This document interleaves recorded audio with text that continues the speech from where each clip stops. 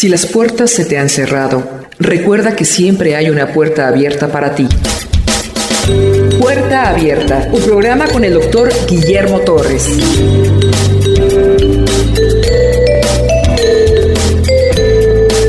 Después de haber visto en el capítulo 19 de Juan la crucifixión, la pasión de Cristo, la maldad del hombre, la sugerencia de Satanás, la indiferencia de la muchedumbre, la ausencia de todos los que recibieron favores del Señor durante esos 3 años, la manera en que Jesús muere crucificado es horrorizante, de tal manera que quedamos horrorizados ante la cruz y llenos de gozo y gloria al ver lo que se ganó en la cruz. Imaginen lo que el sábado ha de haber sido para María Magdalena, para Juana, María la de Jacobo, para Pedro, para Juan, Santiago, que habrán pensado de su maestro inolvidable, pero murió. Todos esos 3 años fueron maravillosos cuando anduvimos con él, pero Pedro, Juan dijeron: hermanos, el sueño terminó,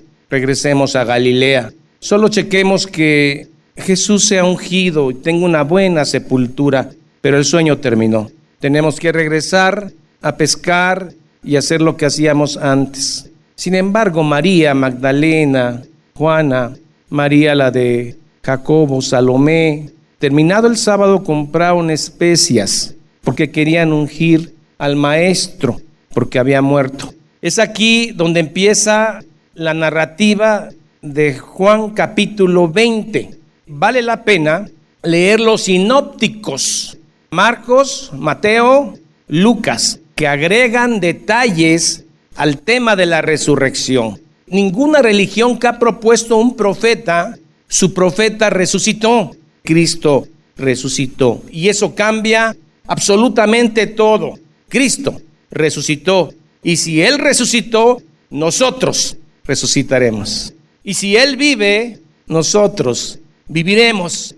Y algún día resucitaremos con cuerpos glorificados como el Señor. Esto hace la diferencia entre las miles y miles de religiones del mundo y el cristianismo, en que su profeta, su mentor, resucitó, venció la muerte. Y eso hace la diferencia entre Cristo y el resto de las miles de religiones del mundo.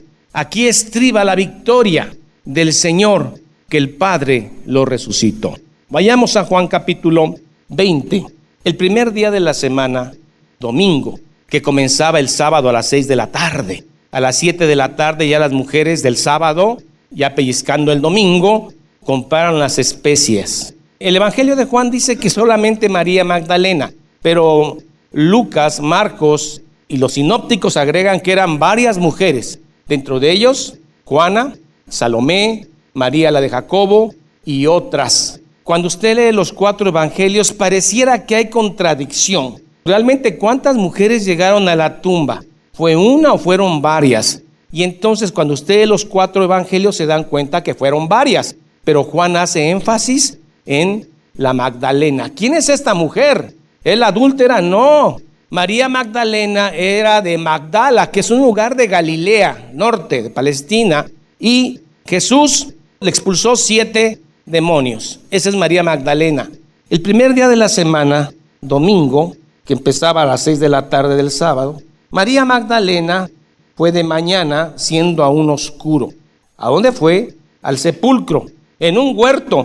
¿Cómo se llaman los hombres que cuidan los huertos? Hortelanos. Cuando María Magdalena y otras, que no menciona Juan, llegan a la tumba, se sorprenden porque la puerta, la roca, la piedra se movió. No está en el lugar que debería estar, tapando la cueva.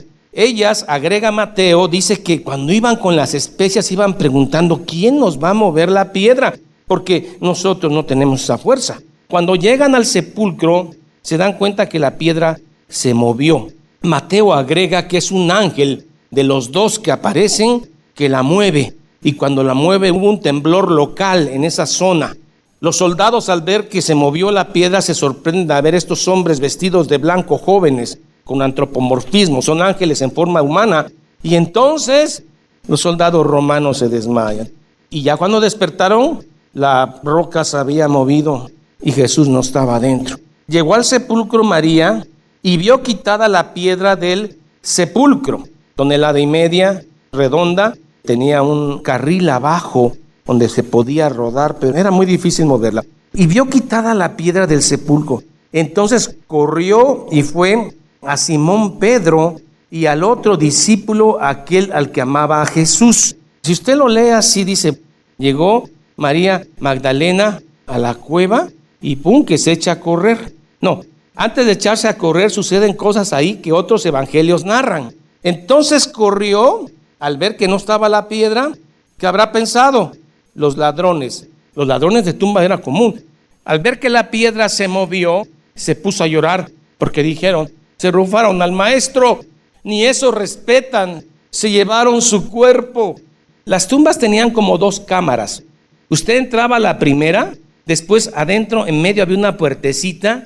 Al atravesar ese hueco entraba propiamente a la cámara mortoria, donde estaba el cadáver. Juan llega y se mete a la primera cámara, pero ya no se arriesga a pasar a la segunda. Pedro llega, que se había atrasado porque era más viejo o más lento, y llegó, pero Pedro sí se mete hasta el fondo. María Magdalena se da cuenta que el cuerpo no está, y entonces va de reversa y le va a hablar a Simón y a Juan. Se sorprenden, lo que menos pensaron era que iba a resucitar, se lo robaron. Entonces corrió, fue a Simón Pedro y al otro discípulo, Juan, y les dijo, se han llevado del sepulcro al Señor y no sabemos dónde le han puesto. No dijeron resucitó. Y salieron Pedro y el otro discípulo y fueron al sepulcro. Corrían los 2 juntos, iniciaron juntos, pero era más veloz Juan. Corrían los 2 juntos, pero el otro discípulo corrió más a prisa, Juan, y llegó primero al sepulcro. Y bajándose a mirar, entró a la primera cámara, vio los lienzos, ahí se asomó por la puertita, pero no entró. Y bajándose a mirar, vio los lienzos puestos allí, pero no entró. Luego llegó Simón Pedro tras él, y él sí entró en el sepulcro, en la cámara mortoria, y vio los lienzos puestos allí. Hay muchas hipótesis, teorías que dicen que Jesús fue robado por sus propios discípulos para levantar este mito de la resurrección, y que finalmente los soldados judíos tenían tanto sueño por la vigilia que se quedaron dormidos, y entonces los discípulos robaron el cuerpo. No puede ser eso. ¿Usted cree que van a desnudar el cuerpo de Jesús, llevárselo desnudo y dejar las vendas ahí, los trapos de sudario? No. ¿Por qué harían eso? Algo sobrenatural está sucediendo aquí. Luego Simón Pedro tras él entró al sepulcro, y el sudario que había estado sobre la cabeza de Jesús, no puesto con los lienzos, sino enrollado en un lugar aparte. Algunos dicen que Jesús desapareció su cuerpo en la resurrección y las vendas se quedaron así en la forma que Jesús tenía, fijas con la forma de Jesús. Eso no sucedió porque los lienzos estaban enrollados. Entonces ahora sí entró también el otro discípulo que había venido primero al sepulcro, o sea Juan, y vio y creyó. ¿Qué creyó? ¿Que Cristo había resucitado? No, creyó que el cuerpo no estaba ahí, se lo habían robado. El verso que viene lo aclara, porque aún no habían entendido la escritura que era necesario que Él resucitare de los muertos. No creyeron que Cristo había resucitado, se lo robaron. Y entonces regresaron con el resto de los discípulos que estaban escondidos en una casa en Jerusalén. A la primera que se le aparece es a María de Magdala, María Magdalena. Ya que regresa Pedro y Juan a ver a los discípulos, María Magdalena regresa a la tumba. Entonces María estaba afuera llorando junto al sepulcro. Y mientras lloraba, se inclinó para mirar dentro del sepulcro por esa puertecita. Y ahora sí, María vio a 2 ángeles con vestiduras blancas. Estos ángeles tienen forma humana, porque si usted se va a ver a los ángeles del libro de Ezequiel, alas, ojos adelante, ojos atrás, y entonces es cuando se emocionan los que creen en alienígenas ancestrales. Dicen, estos eran ovnis, estos eran seres extraterrestres, los de Ezequiel. No saben que un ángel puede tomar la forma que Dios le permita tomar. Y estos ángeles tenían forma humana, de jóvenes, de vestiduras blancas. Y entonces María cree que eran pues jóvenes vestidos impecablemente. Después se dio cuenta que eran ángeles. Los otros evangelios dicen: mujer, ¿por qué buscas entre los muertos al que vive? Resucitó. Se cumplió lo que Cristo dijo: no está muerto. Y vio a 2 ángeles con vestiduras blancas que estaban sentados, el uno a la cabecera y el otro a los pies, donde el cuerpo de Jesús había sido puesto. Y le dijeron: mujer, ¿por qué lloras? ¿Cómo no va a llorar si mataron a su maestro? Pero los ángeles están diciendo: ¿por qué lloras? Si él vive, ya no es tiempo de llorar. La cruz se acabó. Ahora es tiempo de gozar. Cristo vive. ¿Por qué lloras? Le dijo: porque se han llevado a mi Señor y no sé dónde le han puesto. Qué amorosa, qué leal. Jesús le dijo: mujer, ¿por qué lloras? ¿A quién buscas? Ella, pensando que era el hortelano. Los hortelanos cuidaban los huertos, y este sepulcro estaba en un huerto cerca de la calavera. Ella, pensando que era el hortelano, le dijo: Señor, si tú te lo has llevado, dime dónde lo has puesto. No te preocupes, yo me lo llevo. Jesús le dijo: Miriam, en hebreo, María. Volviéndose ella reconoció la voz, dijo: Raboni, que es rabí, pero excelso, que quiere decir maestro. Jesús le dijo: no me toques, porque aún no he subido a mi Padre. ¿Qué le sugiere esto? En base a lo que leímos, la imagen queda así: María Magdalena, al ver que su Señor resucitó, quiere abrazarme. No me toques, porque todavía no he subido al Padre. Lo extraño es que una semana después, al otro domingo, ya Jesús le dice a Tomás: tú me negaste el domingo pasado y dijiste que no ibas a creer que yo resucité hasta que no metieras tu mano en mi llaga. Ya me toca. Bienaventurado Tomás, porque has creído, pero más bienaventurado es aquel que sin ver ha creído. La semana pasada, el domingo, le dice a María: no me toques, porque no he subido al Padre. Entonces supone usted que todavía no se ha glorificado su cuerpo. Pero una semana después, tócame. Eso te hace suponer que entre esa semana Jesús pegó un brinquito al cielo y recibió un cuerpo glorificado. Pero hay algo que no queda claro, porque la Biblia jamás dice que Jesús entre esa semana subió y ya recibió cuerpo glorificado, y que ahora sí los cuerpos glorificados sí se pueden tocar. ¿Dónde se resuelve esto? En la exégesis del texto: no me toques, porque aún no subo al Padre. Una buena traducción, una exégesis correcta de este texto, no me toques, es: María, suéltame ya, no te aferres a mí, porque aún no subo al Padre. Todavía voy a estar con ustedes 40 días. No es lo mismo: no me toques, suéltame, no te aferres, no te angusties, voy a estar con ustedes 40 días porque aún no subo al Padre. Esa es una buena traducción. Jesús le dijo: suéltame, no me agarres. ¿Qué estaba haciendo María? Lo tenía abrazado y dice: no se me va a ir ahora sí. Jesús le dijo: suéltate, no me agarres, no te aferres, porque todavía no he subido al Padre. Esta es una mejor traducción del texto de no me toques. Nueva Biblia Latinoamericana de hoy tiene una excelente traducción de ese texto. Ahora sí, cuando lea el texto le va a agarrar un sabor diferente. Jesús le dijo: suéltame ya, no te aferres, porque aún no me voy, aún todavía no he ido al Padre. Quiere decir, voy a estar todavía 40 días con ustedes, apareciendo y desapareciendo. Porque esos 40 días ya no es como Jesús anduvo con ellos, no.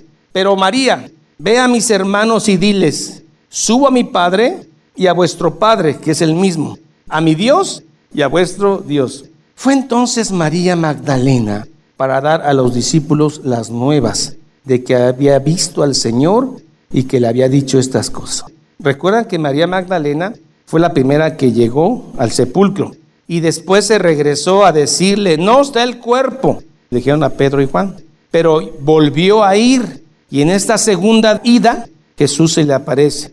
Va de vuelta María y le dice a los discípulos: ha resucitado, ha hablado conmigo. Ese mismo domingo los discípulos están totalmente confundidos. Están en la casa donde se escondían por miedo a los judíos. Están las puertas cerradas con llave, atrancadas. tienen miedo. Y Jesús aparece, aún no con cuerpo glorificado, pero con ese cuerpo de resurrección. Y tenía la herida del costado, atraviesa las paredes y las puertas. Y se puso en medio de todos y les dijo: tranquilos, paz a vosotros. Aquí estoy, he resucitado. Paz a vosotros. Cuando le hubo dicho esto, le mostró las manos y el costado. Es un cuerpo no glorificado aún, pero es un cuerpo humano que tiene las heridas del traspaso de la lanza en el costado y tiene las heridas de los clavos. El libro de Mateo agrega que les dijo: ¿qué tienen de comer? Y le dieron un pescado y comió pescado. Es un cuerpo que come, no es solo espíritu, es un cuerpo con espíritu. Y los discípulos se regocijaron viendo al Señor. Otra vez Jesús los tranquiliza: paz a vosotros.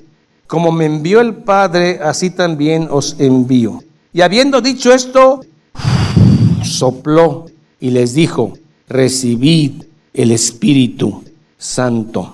Algunas gentes creen que este es como una preliminar, un anticipo del Espíritu Santo, porque oficialmente el Espíritu Santo desciende en el Pentecostés, 40 días después. Pero como que aquí Jesús les avienta el Espíritu Santo con un soplo a los que están en la casa, a ustedes primero. Y la Biblia no está diciendo eso, es un símbolo que Jesús hace, que van a recibir al Espíritu Santo en el Pentecostés. Entonces, cuando un texto se entiende mal, se hace doctrina errónea. Mucho tiempo me acompañó un pastor pentecostal, porque me invitaban a predicar, y entonces él me decía: el soplo de Cristo es algo especial. Es más, cantaba una canción que decía: Cristo sopla sobre tus hijos. Entonces él, cuando oraba, hay que soplar con fe, y hacía toda una enseñanza del soplo de Cristo. Bien intencionado el hermano, pero no es así. Jesús le está diciendo simbólicamente que van a recibir el Espíritu Santo en el Pentecostés. El otro versículo, que también ha sido mal interpretado por Roma, dice: a quienes remitiere los pecados, les son remitidos, y a quienes se les retuvieres, les serán retenidos. Dice Roma que nosotros tenemos que confesar los pecados con sacerdotes, que son los que Dios ha puesto. Dice que ellos tienen ese poder de perdonarte pecados. ¿Es esto lo que está diciendo la Escritura? No. Lo que está diciendo es que con el evangelio de Cristo que estos apóstoles van a predicar, y nosotros, aquel que cree en Cristo, le son perdonados los pecados, y el que no cree en Cristo por fe, no le son perdonados, y es una blasfemia contra el Espíritu Santo. Eso está diciendo. No está diciendo que el sacerdote tiene poder para perdonar pecados, solo Dios. La misa es expiatoria, quita pecados. Los sacramentos son expiatorios. Usted se confiesa con el sacerdote, va a misa, toma la Eucaristía, está usted limpio. Si usted se muere el domingo, usted se va al cielo. Pero si a usted la muerte lo agarra no sacramentalmente completo, usted tiene la gran posibilidad de irse al purgatorio, y ahí, dependiendo de las misas por el muerto, depende qué tan rápido salga de allá y se vaya para el cielo. Eso es una mentira. No está diciendo eso la Biblia. Seguimos. ¡Qué declaración de Tomás! ¡Qué fe tan inmadura! Tomás murió siendo atravesado por una lanza, probablemente cuenta la historia. Parece que estaba en la India. Pero Tomás, uno de los 12, llamado Dídimo, gemelo, no estaba con ellos cuando Jesús vino ese domingo. Le dijeron pues los otros discípulos: al Señor hemos visto. Él les dijo: si no meto mi dedo en su herida, no creeré. Y este es un lema de la gente que no cree en Cristo. Estando predicando y parece que están entendiendo, y al final, mira, yo como Santo Tomás, hasta no ver, no creer. 8 días después, estaba otra vez los discípulos dentro de la casa, y con ellos ya estaba Tomás. Llegó Jesús, estando las puertas cerradas, y se puso en medio y les dijo: paz a vosotros. A ver, Tomás, aquí estoy, mete tu dedo en mi llaga, y no seas incrédulo, sino creyente. ¿Qué dice Tomás? Señor mío y Dios mío. Sí creíste, pero creíste porque viste. Bienaventurados aquellos que sin verme a mí creyeron. ¿Usted cree en Cristo? ¿Lo ha visto? Porque hay muchos predicadores que dicen que tienen encuentros. Hay un predicador de Guatemala muy conocido. Dice que Él a veces está rasurando y Jesús llega, ponen a charlar un rato, porque este siervo está ungidísimo. Ven a Jesús seguido. No sé, sabemos si a Jesús, pero nosotros, hermano, sin haberle visto, creemos. Bienaventurados aquellos que sin ver, creyeron. Jesús hizo muchas otras cosas durante esos 3 años que no están escritas en este libro. En resumen, Cristo vive. Y si Él vive, viviremos. Y si Cristo resucitó, resucitaremos. ¿Hay alguna mejor religión que esto? ¿Hay un profeta que supere esto? ¿Hay un Mahatma Gandhi que supere esto? ¿Hay una Teresa de Calcuta que supere esto? No. Si ustedes quieren ver la mejor exposición de la resurrección de Cristo, 1 Corintios 15. Todo el capítulo de 1 Corintios 15 dice y expone la resurrección de Cristo. Le voy a decir 7 cosas que nos proveyó la resurrección de Cristo. Primero, que Jesucristo que murió no puede volver a morir. Romanos 6:9. Sabiendo que Cristo, habiendo resucitado de los muertos, ya no muere. Porque en la Eucaristía cada domingo lo presentan muerto y vuelve a resucitar y es crucificado porque es blasfemo. Ya no muere. La muerte no se enseñoreará más de él. Cristo no puede morir otra vez.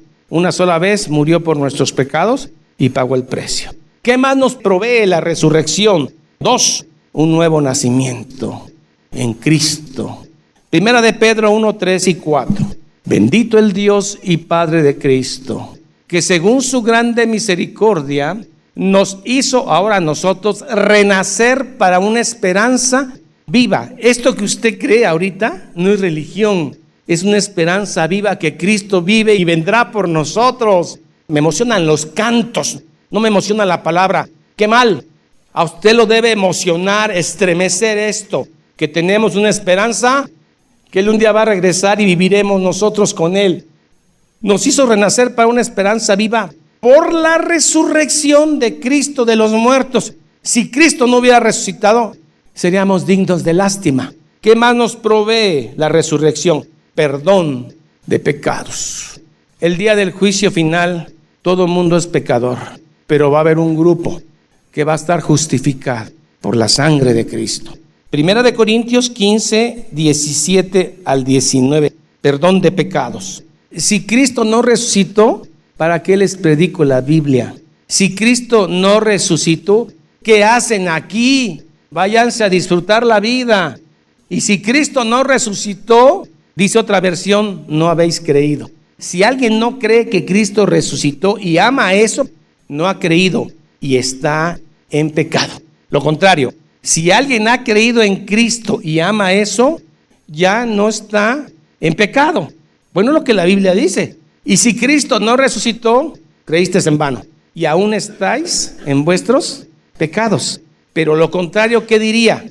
Si alguno cree en Cristo, en su resurrección, ¿cree de verdad?